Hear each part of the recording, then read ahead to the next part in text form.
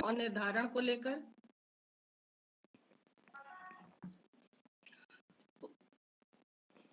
उसकी रूपरेखा निर्माण को लेकर, अध्यायों और उप अध्यायों के वर्गीकरण को लेकर कुछ बातें की थी। और इसी संदर्भ में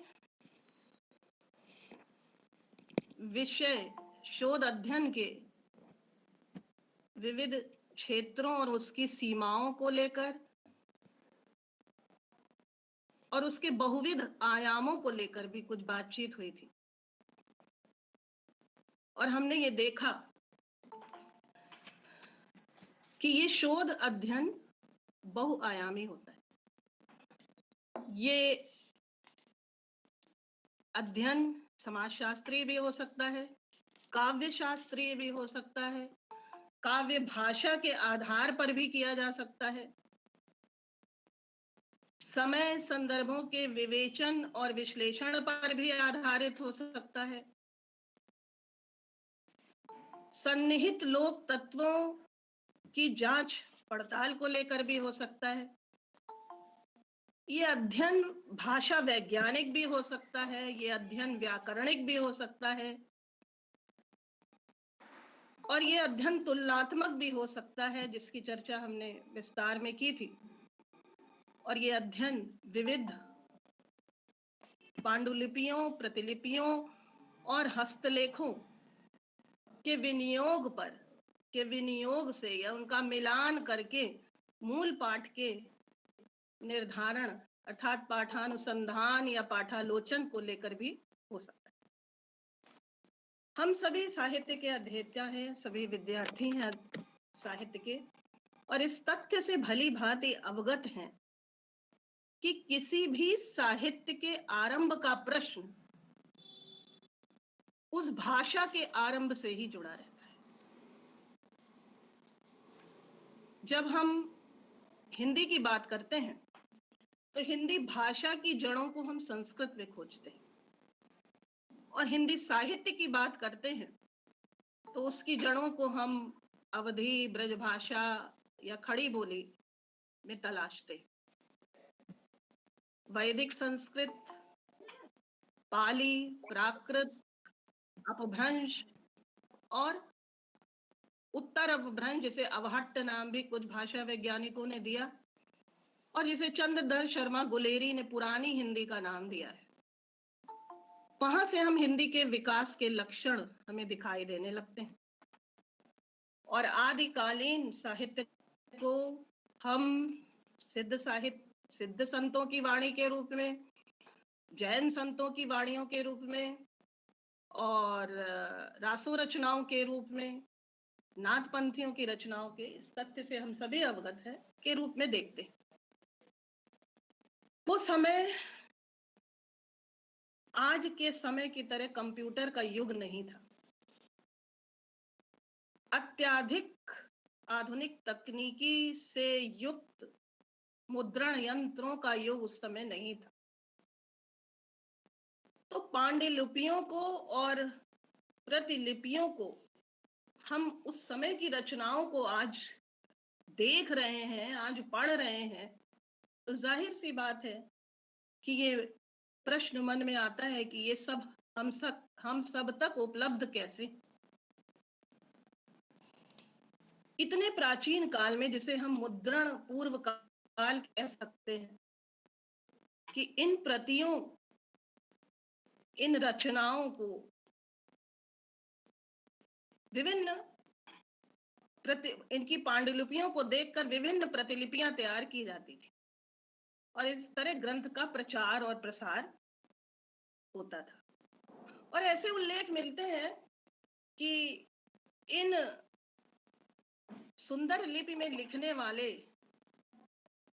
लोग प्रतिलिपि लेखन के माध्यम से अपनी जीविका भी चला लेते थे।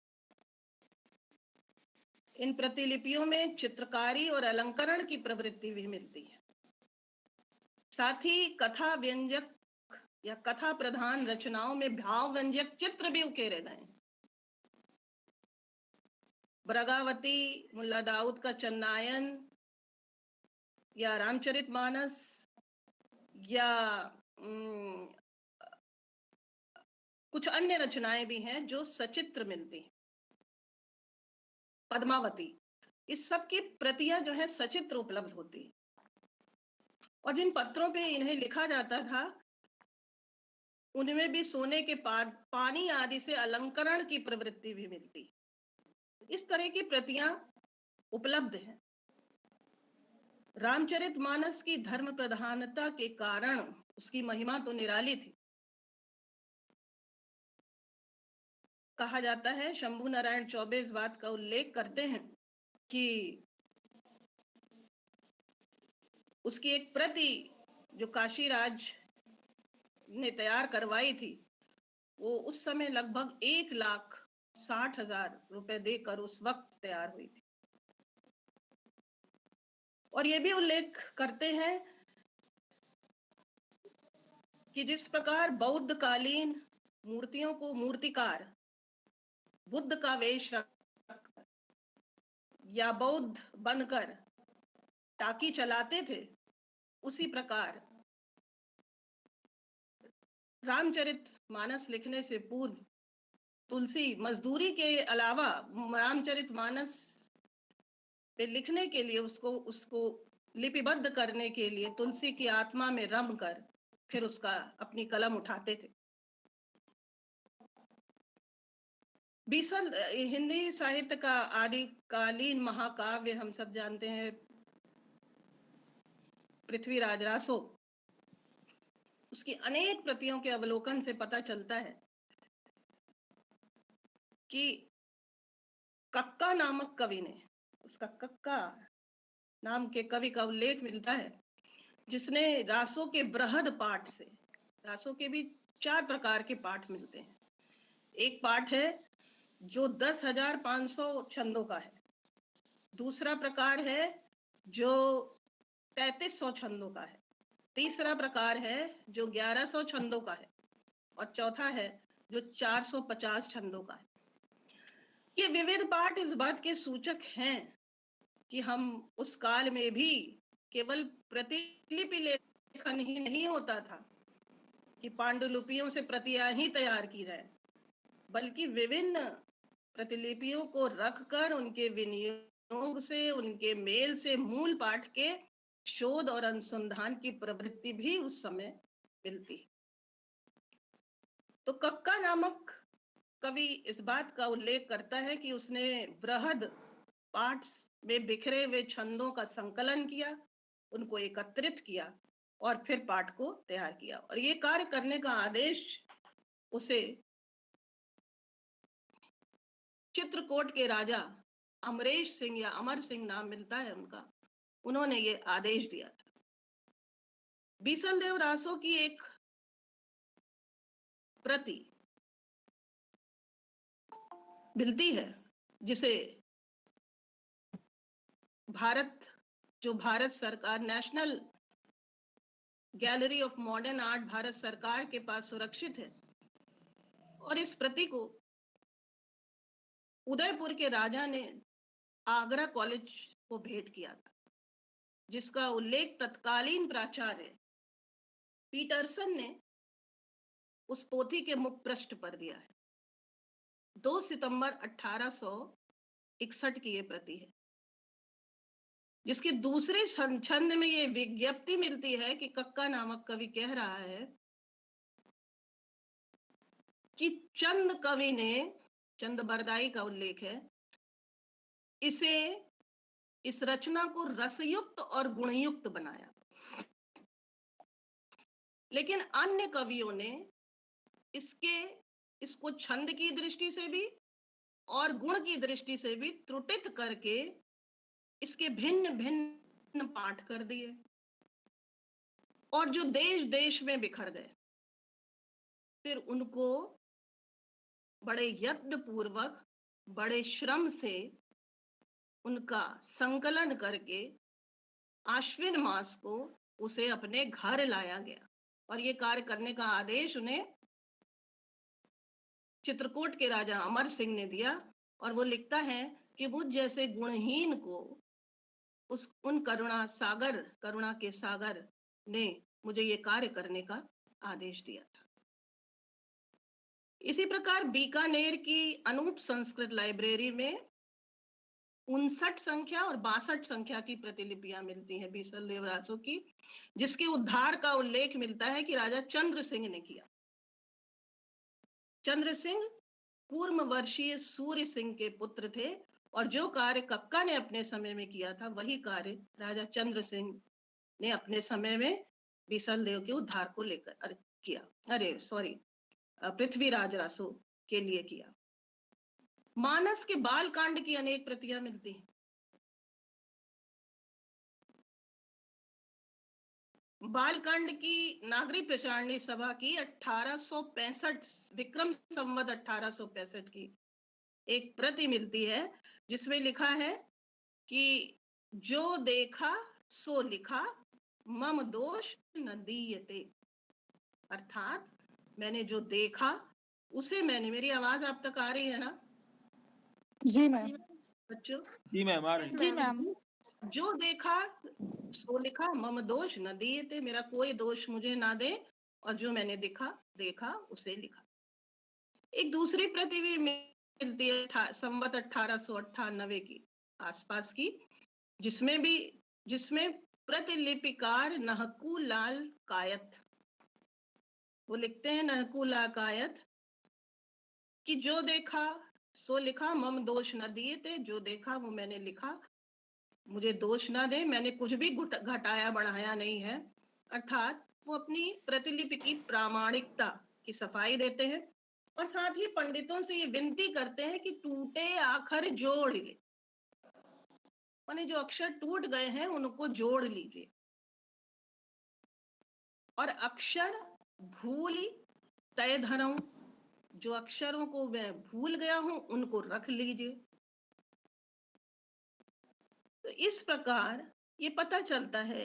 बालकांड की एक और प्रति मिलती है जिसमें उस प्रतिलिपि के में प्रतिलिपिकार बिहारी लाल ब्राह्मण है, जो वो लिखता है कि इस कांड को कोई दुष्ट हरण करके ले गया था और बहुत दिवस पीछे इसके पत्र इधर उधर बिखरे हुए मिले, जिसे पुस्तक अंग भंग समझकर उसने एकत्रित किया और आश्विन मास द्वितीया तिथि को ये कल्याण का कार्य किया। तो इस प्रकार हम देखते हैं कि प्रतिलिपियों के तैयार करने के साथ ही संपादन का कार्य भी मुद्रण काल के पूर्व भी होता रहा था। तो कई प्रतिलिपियों में तौर और तौ पाठांतर, इस बात का उल्लेख मिलता है, माने इसके और भी पाठांतर हैं। पृथ्वीराज रासो की अनेक प्रतियों में और तौ पाठांतर कह के उसके पाठांतर दिए गए हैं। जो पंक्तियां हैं, दूसरी पंक्तियां जो मिलती है उनके पाठांतर भी दिए गए हैं। और पद्मावत की प्रतियों के, जैसी के पद्मावत की प्रति के पाठांतर सबसे अधिक मिलते हैं। तो जब विभिन्न प्रतियों के संयोग करके मूल पाठ के संधान का कार्य होता था, उस वक्त कई बार कई प्रतियों में छंदों की संख्या भिन्न भिन्न होती थी, तो वो छंद 2-2 बार 3-3 बार आ गए, और ऐसा होना संभव था। बीसल देव में ये की प्रतियों में ऐसा मिलता है, ऐसा देखने को मिलता है। डॉक्टर माता प्रसाद गुप्त लिखते हैं कि बीसल देव का 125वां पद जो है उनके द्वारा प्रयोग की गई सभी प्रतिलिपियों में मिलता है, लेकिन 3 प्रतियों में वो छंद 2 बार दोहराया गया। तो पाठांतर के उल्लेख मिलते हैं। अब रासो रचनाओं से आगे बढ़कर यदि हम संत कवियों तक आते हैं, तो हम सब जानते हैं कि ये संत मसी कागद छुओ नहीं का उल्लेख करते हैं और मौखिक परंपरा से इनके शिष्य इनकी बानियों को लिपिबद्ध कर लेते थे। ये कार्य उनके जीवन काल में ही हुआ होगा, ऐसा अनुमान किया जाता है। और ऐसी स्थिति में जो पहली बार प्रतिलिपि लेखन हुआ, उनकी बानियों को लिपिबद्ध किया गया, उसको मूल पाठ मान लिया जाता है। और ये इनके शिष्य अपने संतों की बानियों के प्रचार और प्रसार के लिए बार प्रतिलिपियां तैयार करते थे और उसका प्रचार प्रसार करते थे। फिर पाठ अंतर होते थे तो विभिन्न प्रतियों के योग से पहली प्रतिलिपि यानी मूल पाठ तक पहुंचने की कोशिश की जाती थी। नानक का एक गुरु ग्रंथ साहब हम सब जानते हैं, नानक का महान काव्य ग्रंथ है, जिसमें नानक की बानियों के अतिरिक्त कबीर की बानियां भी संकलित है। इसी प्रकार दादू पंथ में जो पंचवाणी संग्रह नाम का एक संग्रह प्रचलित है, वो संग्रह होता था, ग्रंथ नहीं होता था, तो संतों की वाणियों को संग्रहों में संग्रहित किया गया। तो वो पंचवाणी में दादू की बानी के अतिरिक्त नामदेव, कबीर, रैदास और हरिदास की बानियां भी संकलित हैं। पंचवाणी 5 संतों की वाणियां हैं। उनके शिष्य रज्जब, जगन्नाथ दास और संत दास ने उनकी वाणियों का संकलन किया। दादू का संग्रह अंग बंधु बहुत प्रचलित था। उसकी लोकप्रियता इतनी अधिक थी कि प्रायः बाद के संग्रहों में उसी का अनुसरण किया गया है। अंग बंधु की विशेषता यह है कि उसमें दादू की साखियों को बहुत ही व्यवस्थित करके शीर्षकों के अंतर्गत विभाजित किया गया और उनकी साखियों को के अंश को अंग के रूप में और पदों को राग के रूप में की संज्ञा दी गई। और प्रायः यही वर्गीकरण यही इसी का अनुसरण बाद के संग्रहों में भी मिलता है। ये शिष्य चाहे रज्जब की सर्वगी हो या जगन्नाथ दास का गुणगंज नामा हो या अन्य संत पंथों के संग्रह हो, उन सब में जिस गुरु की बानियों को वो संकलित करते थे, उससे भाव साम्य रखने वाली अन्य साखियों और पदों को भी, अन्य संतों की साखियों को भी रख देते थे। और कभी कभी हम भ्रमवश उसे उन्हीं की समझने लगते थे। जैसे गुरु ग्रंथ साहब में कबीर की वानियां भी मिलती। तो इस प्रकार हम देखते हैं कि भक्ति काल में भी जब हम आ रहे हैं तो इस प्रकार संग्रह और संपादन का कार्य उस मुद्रण काल के पूर्व भी होता रहा।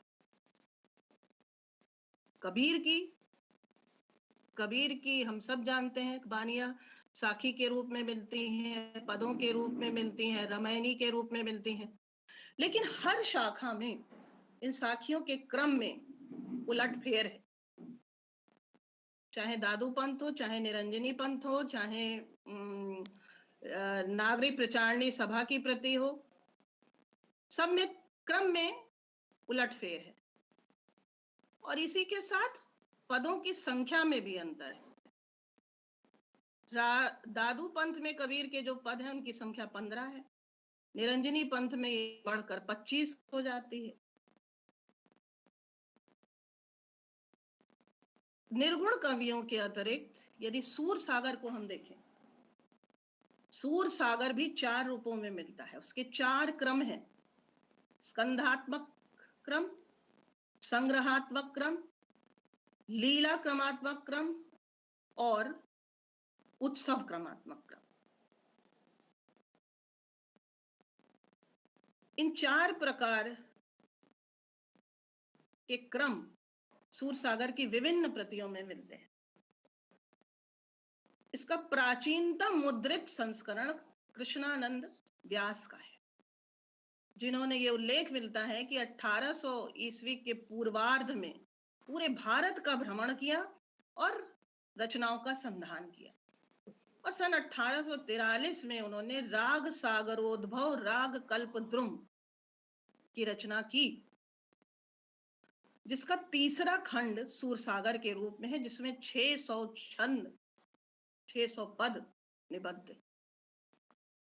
और राग कल्पद्रुम के अंतर्गत छपा सूरसागर इतना लोकप्रिय हुआ कि जवाहरलाल चतुर्वेदी ने भी उसे प्रामाणिक मानकर अपने सूरसागर का संपादन किया, और उसे ही प्रमाण मानकर नवल किशोर प्रेस लखनऊ ने भी अपने संपादन में सूरसागर को छापा।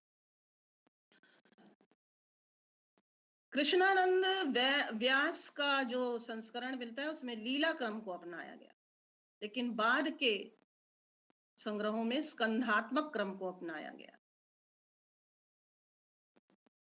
इसी प्रकार पद्मावत की जो तमाम प्रतिलिपियां मिलती हैं उसमें पुरानी प्रतियों में शीर्षक दिए गए, स्तुति खंड, जन्म खंड। डॉक्टर ग्रियर्सन ने, डॉक्टर रामचंद्र शुक्ल ने, आचार्य रामचंद्र शुक्ल ने और डॉक्टर राम जसन मिश्र, जिन्होंने पद्मावत पे बहुत काम किया, उनकी प्रतियों में शीर्षक को उन्होंने स्वीकार किया है। लेकिन डॉक्टर माता प्रसाद गुप्त ने अपने संकलन में शीर्षक नहीं दिए। तो पद्मावत की दो प्रकार की प्रतियां, जो शीर्षक युक्त हैं और शीर्षक विहीन हैं, ऐसा अनुमान किया जाता है। कौन सी प्राचीन है नहीं कहा जा सकता, लेकिन ये संपादक के हस्तक्षेप के कारण ऐसा संभव हुआ होगा कि उसे हटाया गया या उसे रखा गया।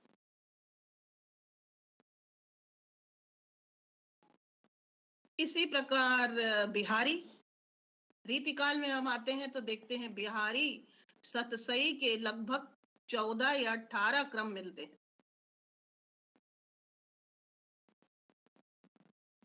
एकदम एग्जैक्ट संख्या हमें नहीं याद है, लेकिन यह 14 या 18 के आसपास उसके क्रम मिलते हैं, जिसमें एक क्रम बड़ा प्रसिद्ध है, आजमशाही क्रम। आजमशाही क्रम आजमगढ़ के राजा आजम शाह ने बिहारी सतसई का संपादन कराया, जिसे कवि हरजू मिश्र ने तैयार किया। इसमें काव्य शास्त्र के आधार पर क्रम रखा गया। इसी प्रकार केशव की रसिक प्रिया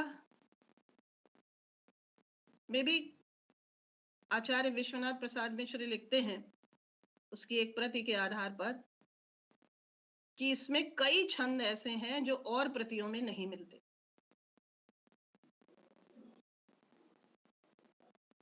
इसकी टीका किसी सरदार कवि ने की थी, और वो ये संभावना करते हैं कि संभवतः यह स्वयं कवि ने छंद जोड़ दिए हों, लेकिन ऐसा संभावना कम है, क्योंकि सरदार कवि जो टीका करते हैं उसमें कई छंदों के आगे ये टिप्पणी लिख के छोड़ देते हैं कि ये कवित्व पिछले छंदों में, पिछली प्रतियों में नहीं मिलता।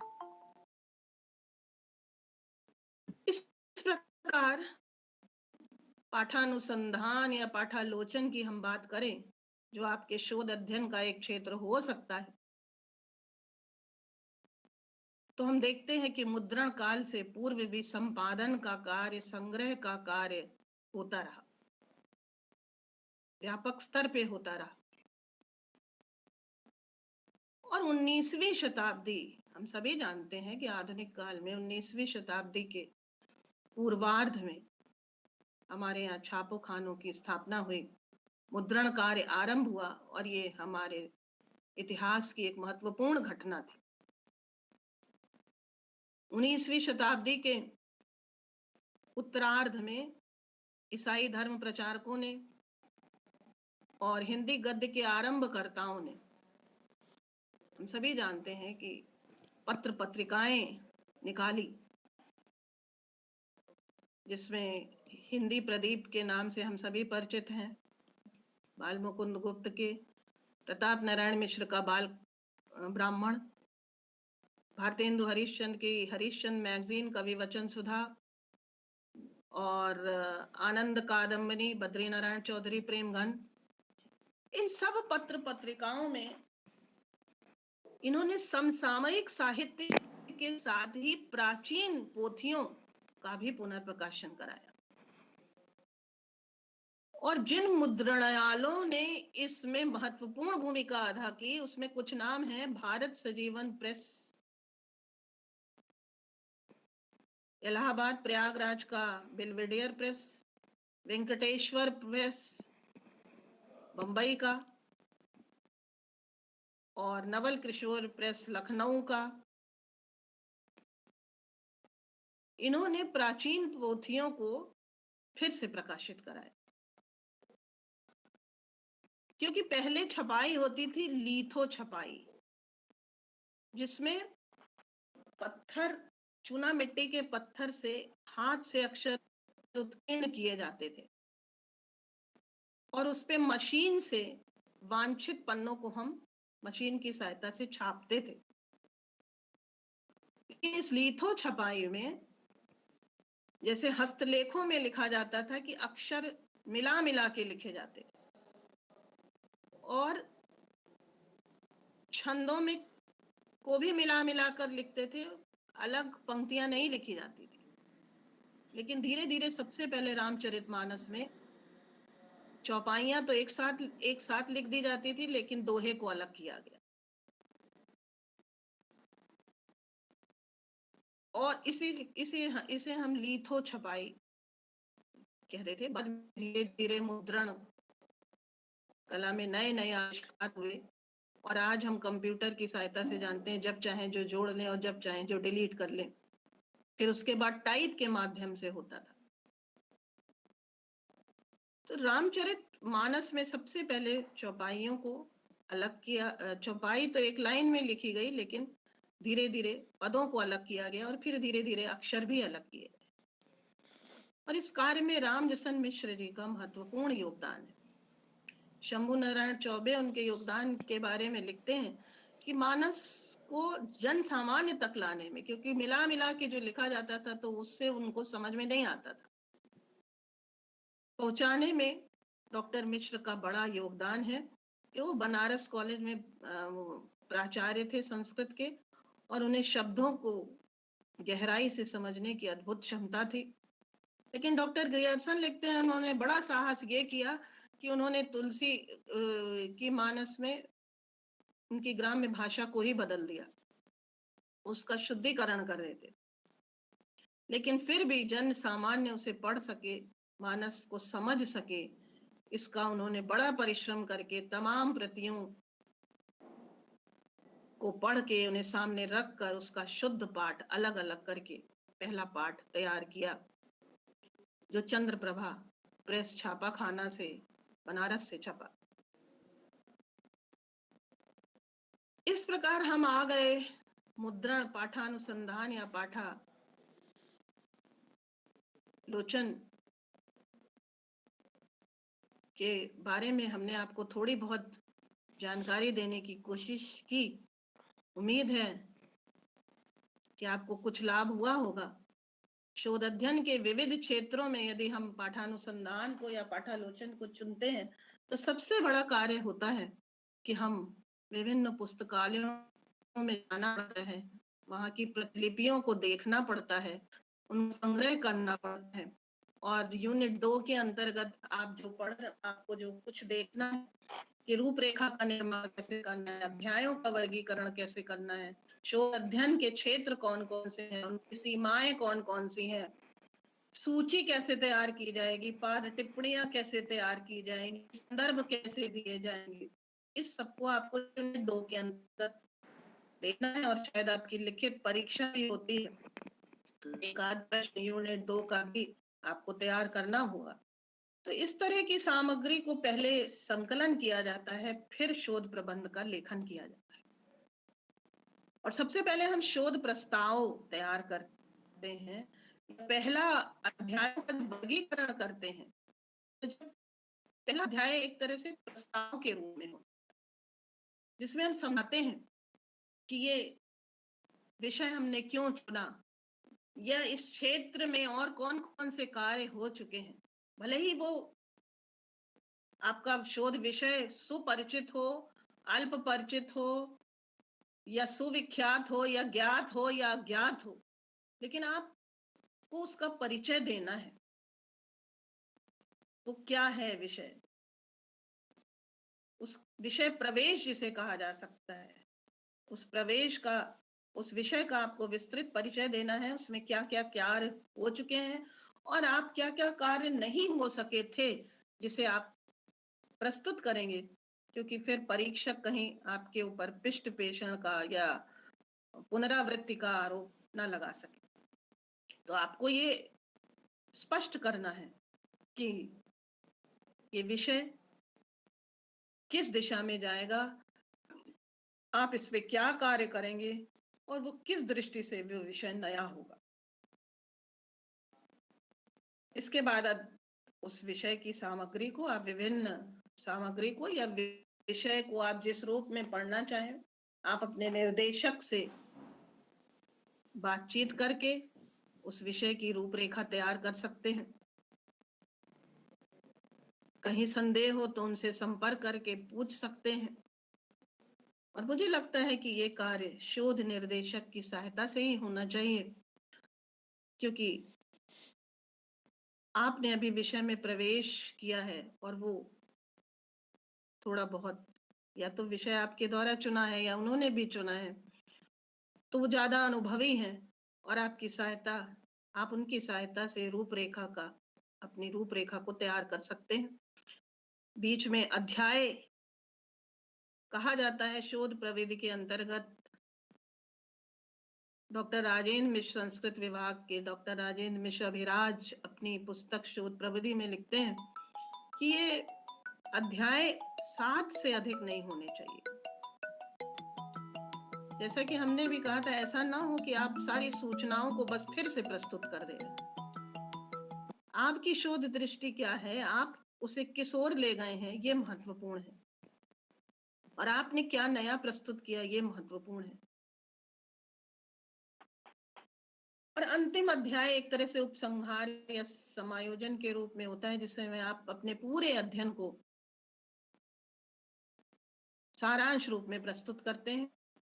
कभी कभी ये उपसंहार से भी लिख दिया जाता है, कभी कभी अंतिम अध्याय को भी मान लिया जाता है, और उसमें आपको ये स्पष्ट करना होगा कि आपने क्या कुछ नया किया, ये अन्य शोधार्थियों के लिए किस रूप में सहायक हो सकता है, ये विषय जो आपने चुना है इसका ये पूर्ण है या ये अवांतर शोध की दिशाओं को खोलता है।